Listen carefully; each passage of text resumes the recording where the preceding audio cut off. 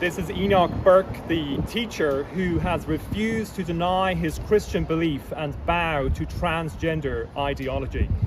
We're here at the forecourts again in Dublin, where Enoch's case was again before Mr. Justice Brian Cregan, and he had a number of matters to deal with today in relation to the case. But at the beginning he said, if any member of the Burke family so much as speaks, they will be removed by Gardaí.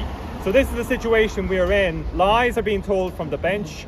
Enoch Burke, his name blackened, the constitution set at naught, the law disregarded, and if a person so much as speaks a word, they will be removed by a battalion of Gardaí. Judge Cregan today has given us a new version of the constitution regarding religious freedom. He said if Enoch Burke practiced his Christian belief outside the gate, this would never have happened. He said it 3 times today.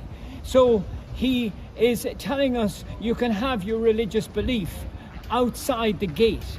But you know, that's not what the Constitution tells us. It tells us that we have a constitutional right to the free practice and profession of our religious belief in our school, in our job, in our shop, wherever we are, not according to this perverted idea and judgment of Judge Cregan. The judge brought up an article that he had read this morning on the Irish Independent by shameful. He began to quiz Enoch on the article.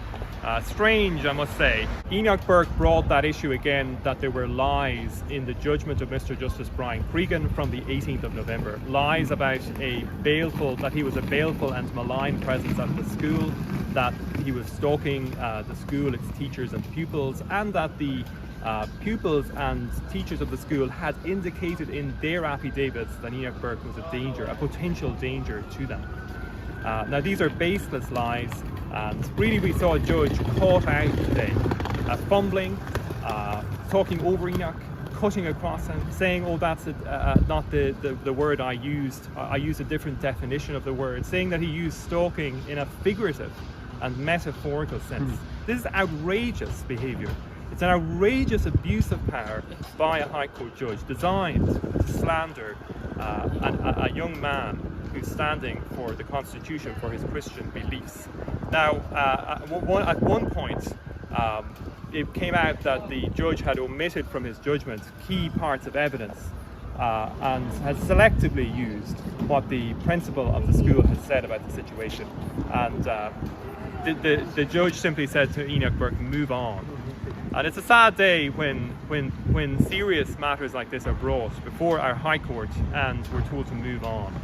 And we had also the issue about the Supreme Court appeal leave application that Enoch is intending to file, and that's simply in relation to the shambles of what we've seen in these courts over the last 3 years. When this case came before the Court of Appeal the first day in March 2023, they said it had nothing to do with Enoch Burke's views or his objection to the principal's instruction. When it came to the Court of Appeal in summer this year, in July 2025, the Court of Appeal, considering the same question, came to an entirely different conclusion. They said that it was about the fact that Enoch had objected to the instruction. It was about his views, about his Christian beliefs. That was why he was being disciplined. And we can't have a situation like this, where paid officers of the state, judges, are creating a shambolic situation for people like Enoch Burke, going in now to be forced into a disciplinary appeal panel meeting in the face of such a state of such confusion about the core issue, really. Why was he disciplined by Wilson's Hospital School? And we also had today that the judge said that he's not going to let Enoch out for Christmas or Easter. Now this is really a life sentence for my son by this judge. A life sentence for Enoch Burke. And let us remember, this Enoch Burke did not begin with Enoch Burke.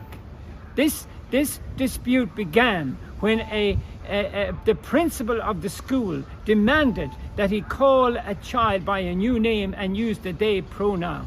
It did not begin with Enoch Burke. He was commanded to deny his Christian belief, to give up his conscience and agree with transgenderism. And today he's getting a life sentence because the courts have decided to agree with the school and lock him up in prison. Enoch Burke there, he's just been packed back into the prison van, jailed after he refused to accept transgenderism. Stay strong, Enoch.